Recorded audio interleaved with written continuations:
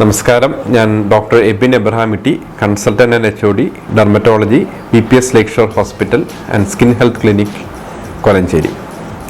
Psoriasis എന്ന രോഗാവസ്ഥയെക്കുറിച്ച് ഒത്തിരി മിഥ്യാധാരണകളുണ്ട്. അതിൽ പ്രധാനം സോറിയാസിസ് ഒരു പകർച്ചവ്യാധിയാണെന്നും അതിന് വ്യക്തമായ ഒരു ചികിത്സ ഇല്ല എന്നുള്ളതാണ്. പലപ്പോഴും സോറിയാസിസ് എന്ന രോഗത്തെക്കുറിച്ച് കേൾക്കുമ്പോൾ ഉണ്ടാകുന്ന പേടിയും ഇതുകൊണ്ടാണ്. സോറിയാസിസ് സ്കിന്നിലും നമ്മുടെ ജോയിൻസിലും ഒക്കെ ബാധിക്കുന്ന ഒരു രോഗാവസ്ഥയാണ്.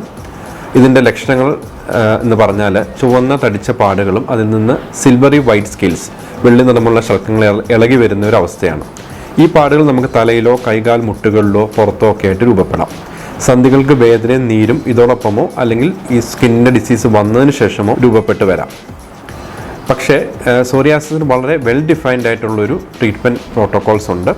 അതിൽ ശരീരത്തിൽ എന്തോരം അസുഖം വ്യാപിച്ചിട്ടുണ്ട്, അഥവാ സന്ധികൾക്ക് വേദനയുണ്ടോ, മറ്റു കാര്യങ്ങൾ നോക്കിയിട്ടാണ് അതിൻ്റെ ചികിത്സ നിർണ്ണയിക്കുന്നത്. വളരെ കുറച്ച് പാടുള്ളവർക്ക് ലേപനങ്ങളും ക്രീമുകളും ലോഷൻസും, തലയിൽ താരൻ രൂപേണ വരുന്ന സോറിയാസിസ് ഉള്ളവർക്ക് ഷാംപൂസും മറ്റും കൊടുക്കാറുണ്ട്. ഒരു 10-20% അസുഖമുള്ളവർക്ക് ഇഞ്ചക്ഷനോ ഗുളികകളോ ആണ് പൊതുവെ കൊടുക്കുന്നത്. ആർത്രൈറ്റിസ് രോഗമുള്ളവർക്കും ഈ ടാബ്ലറ്റ്സ് അഥവാ ഇഞ്ചക്ഷൻ ട്രീറ്റ്മെൻറ്റാണ് ഫലപ്രദമായിട്ടുള്ളത്.